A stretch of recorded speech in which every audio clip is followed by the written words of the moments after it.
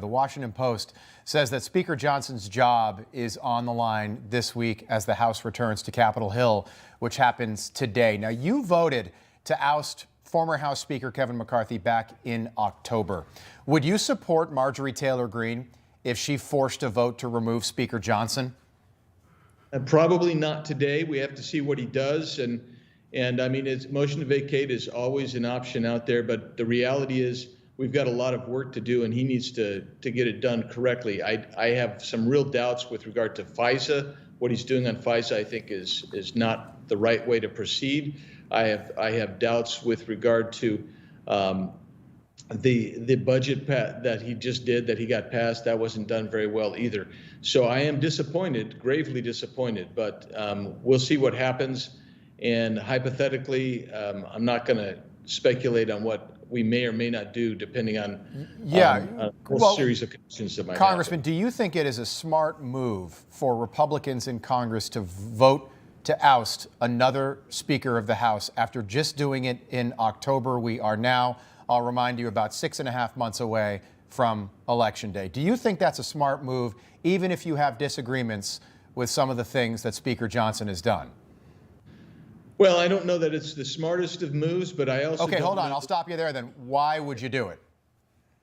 Because it may be necessary to make a change, because if he's going to continue on a path where we're going to get bad policy and actually undermine what we should be doing. So, for instance, on FISA, he's basically arranged this so that the warrant amendment that so many Americans want before the FBI and other agencies can spy on American citizens, if he wants to basically scuttle that, which is what he's done, he's basically boxed us in on it, that's not good for America. And those are bad policies.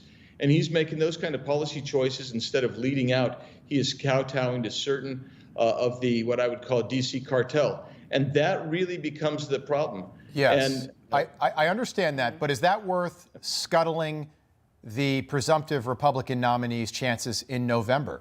Because right now things are going pretty darn well for Republicans.